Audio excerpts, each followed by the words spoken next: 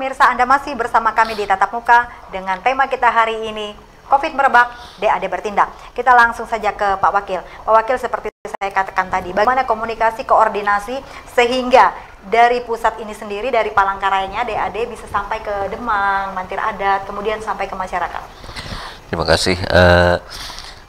Kita kemarin sudah mengadakan rapat dan menghasilkan keputusan bahwa memang peran DAD ini harus dioptimalkan untuk ikut berperan serta membantu pemerintah dalam penanganan masalah COVID-19 ini. Kita juga kemarin sudah membuat surat-surat kepada Demang, Mantir, juga pengurus-pengurus DAD kecamatan. Jadi melalui mereka lah kita optimalkan peran DAD ini untuk ikut serta mensosialisasikan, memberikan pemahaman kepada masyarakat tentang bagaimana bahayanya COVID-19, juga bagaimana pentingnya menggunakan masker kalau kita sedang di luar kan, karena selama ini kan kita ya bahasanya itu kan masih banyak yang dungil lah. Iya. Nah, itu yang perlu diberikan pemahaman. Kemudian Pak, bagaimana dari teman-teman ini sendiri, apresiasi mereka seperti apa memberikan pemahaman ini kepada Damang, kepada Mantir, yang otomatis ini sesuatu yang baru bagi kita sendiri? Kita juga mungkin Damang dan Mantir kita ini kan ya bukan orang yang kita memilih Damang Mantir ini kan bukan orang sembarangan. Jadi mereka pun sangat memahami masalah ini. Oke. Saya bergeser ke Pak Ketua. Pak Ketua, seperti Bapak katakan di awal tadi, kita akan memasuki new normal baru, kehidupan yang baru. Sepertinya adat kita ini berbanding terbalik dengan keadaan sekarang. Kita biasanya berkumpul, contohlah Kuma Betang, falsafah kita. Kemudian sekarang kita harus berjauhan, social distance. Kemudian kita akan mengadakan ritual adat, biasanya mengumpulkan massa. Kemudian sekarang menjadi tidak. Bagaimana DAD melihat ini? Ya. Atau ada cara lain tadi Pak? Mungkin nanti kalau kita suatu saat membuat ritual atau acara atau doa bersama. Kita sudah melakukan itu di tingkat DAD provinsi yang mencakup untuk kabupaten kota. Ada namanya ritual tulak bala. Dan untuk kota juga harapan Pak Ketua Umum, Pak Wali Kota, kita akan melaksanakan juga itu. Itu adalah merupakan budaya di mana keyakinan kita bahwa virus atau wabah seperti penyakit itu memang harus menurut nenek moyang kita dahulu memang harus dilakukan upaya-upaya dengan melakukan tulak bala atau menjauhkan atau ritual tulak bala. Iya, ritual tulak bala itu.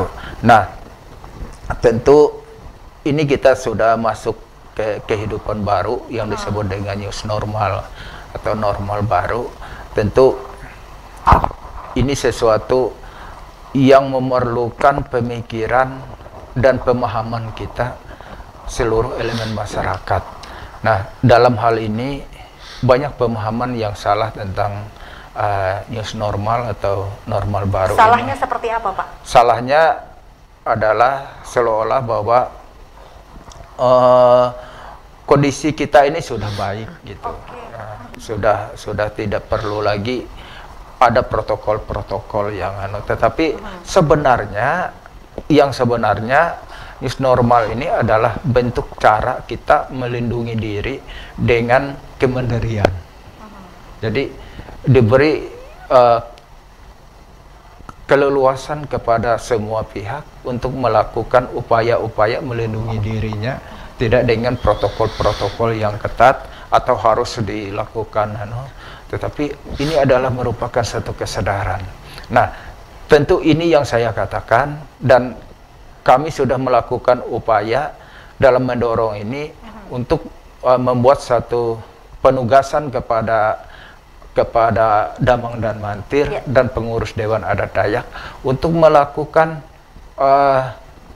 sosialisasi, memberikan pemahaman kepada masyarakat kita di lingkungannya, wilayahnya masing-masing, sehingga bagaimana seseorang itu bisa melindungi diri dengan cara-cara yang memang sudah ditentukan, sehingga aktivitas ekonomi tetap berjalan, bisa berjalan dengan baik, tetapi masyarakat harus menjaga diri dengan protokol-protokol yang sudah ditetapkan dalam melindungi dirinya sendiri. Contohnya misalnya menjaga jarak, kemudian mencuci tangan. Nah, memberikan pemahaman ini Pak, dulu kita itu selalu bersama seperti saya katakan tadi di Huma Betang. Sekarang Huma Betangnya menjadi agak merenggang. Nah, ini seperti apa? Ya, suka tidak suka, mau tidak mau, ya tentu kita tetap patuhi aturan. Jadi di Rumah Betang juga kami dengan Pak Ibnu Hadid sering melakukan pertemuan-pertemuan rapat, baik dengan Batamat, dengan pengurus Diadi. Nah, kita tetap menjaga, mengawasi, melakukan upaya-upaya untuk melaksanakan ketentuan-ketentuan yang sudah ada. Contoh misalnya disiapkan tempat cuci tangan, kemudian jaga jarak. Kemudian habis itu diingatkan, habis pulang ini mandi semua. Jangan sampai tidak mandi. Itu adalah salah satu upaya-upaya kita. Tentu ini semuanya dari kita sendiri. Intinya bagaimana kita membangun kesadaran kita yang tinggi bahwa pentingnya menjaga jarak, pentingnya menjaga menyuci tangan dan sebagainya. Intinya lifestyle juga ya, hidup sehat. Hidup sehat. PHBS. Itu. Saya bergeser ke Pak Wakil dulu. Pak Wakil, bagaimana mensiasati ketika ritual adat tidak bisa digelar skala besar, kemudian adat budaya kita tidak bisa dilakukan skala besar juga, bagaimana ini Pak? Ya kita mau tidak mau, suka tidak suka kan, bahasanya itu kan new era. Itu pun harus mengikuti era baru kan. Adakah cara lain mensiasati ini agar ritual kita tetap berjalan, adat budaya kita bisa digelar mungkin? Seperti apa? Mungkin kita juga melakukan pembatasan-pembatasan. Tetap digelar tetapi dengan tetap pembatasan. Digelar tapi dengan pembatasan. Mungkin nanti seperti kayak kata Pak Bambang itu kan, ya di tempat-tempat ritual itu pun kita harus melakukan standar protokol kesehatan kan. Misalnya ya tempat cuci tangan dan sebagainya kan tetap menggunakan masker. Saya tertarik Pak, zaman dahulu sepengetahuan Bapak pernahkah terjadi pandemi seperti ini misalnya di Kalimantan Tengah atau seperti apa dulu sebelum ini? Ya, zaman nenek moyang kita dulu. Zaman nenek moyang dulu tidak ada pandemi, tapi ada yang namanya kolera. Kolera itu adalah penyakit menular, penyakit pencernaan ya, menular, dan itu sangat cepat juga, 1 hari 1 malam sudah meninggal. Nah, jadi baru sekarang ada yang namanya corona ya. Berarti dulu kan sudah ada nih seperti ini, anggap aja pandemi kayak Bapak bilang tadi, kolera itu tadi. Ada nggak sih yang namanya cara adat, ritual adat atau mungkin herbalnya sendiri? Saya tertarik di sini Pak. Iya. Jadi zaman dulu itu memang yang seperti kita sampaikan tulak bala dan cara-cara herbal yang dilakukan pasti ada. Tetapi memang korbannya juga banyak ya. Zaman dulu cerita orang tua kita tidak pernah sampai ke situ, mungkin belum kita lahir ya.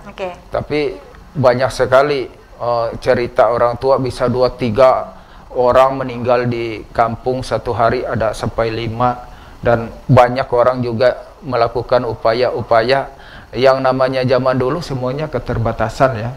Itu tentu korbannya juga banyak, cara medis sudah memang tidak ada ya zaman dulu. Nah, tentu yang diandalkan itu adalah kearifan lokal saja itu. Mungkin sekarang bisa diterapkan? Ya, ada yang kita hidupkan kembali. Bisa kita hidupkan kembali. Salah satu menurut keyakinan kita bahwa tulak bala itu salah satu yang paling tepat dalam melakukan atau menghindar dari malapetaka yang seperti wabah virus ini. Ya, karena tidak dilihat ya. Ya itu. Tapi itu tergantung keyakinan seseorang ya. Itu ya. Saya ke Pak Wakil. Pak Wakil, karena kita sudah berada di penghujung segmen kita, yang dapat saya simpulkan tadi bahwa ritual kita tetap bisa berjalan, tetapi dengan mengacu kepada protokol kesehatan yang menjadi himbauan Bapak di sini untuk masyarakat kita yang pertama, kemudian untuk pemerintah sendiri dan untuk DAD kota sendiri dalam menghadapi new era kita ini, di era baru. Terima kasih kepada masyarakat Kota Palangkaraya, khususnya di masa new era ini nanti mungkin ada protokol-protokol yang memang harus kita ikuti. Jadi paling tidak kita harus mengikuti apa yang dianjurkan oleh pemerintah. Juga kepada pemerintah juga paling tidak mengoptimalkan peran sertanya untuk memberikan pemahaman kepada masyarakat yang lebih baik lagi. Terima kasih. Kemudian Pak Ketua, terakhir pesan yang bisa disampaikan untuk masyarakat adat kita. Ya, pesan kita, mari kita bersama-sama berupaya semaksimal mungkin dalam memutuskan mata rantai COVID-19 dengan patuh kepada protokol pemerintah.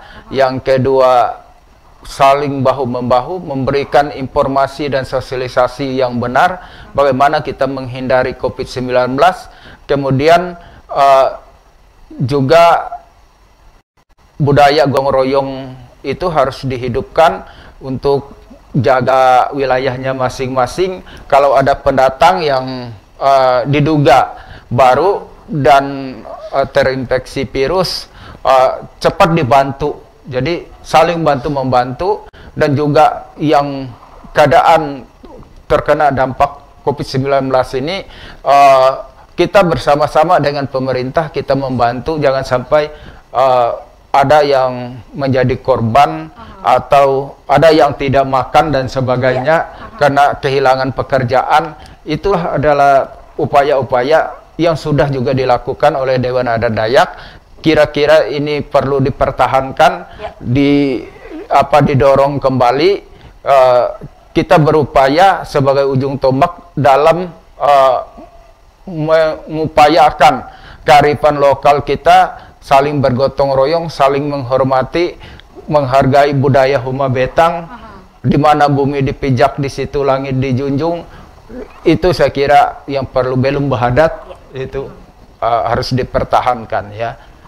Ya, terima kasih karena kita sudah berada di segmen terakhir. Saya mengucapkan terima kasih kepada Dr. Mambang Gitubil SHMAP sebagai Ketua Harian DAD Kota, dan juga kepada Bapak Wakil Ketua Harian DAD Kota, Bapak Ibnu Hadid GP. Terima kasih Bapak-Bapak sudah berkenan hadir bersama kami pada malam hari ini. Pemirsa, demikianlah akhir perbincangan kita pada malam hari ini di Tatap Muka. Saya, Olivia Teja, bersama teman-teman yang bertugas, pamit undur diri dari hadapan Anda. Sampai jumpa dan selamat malam.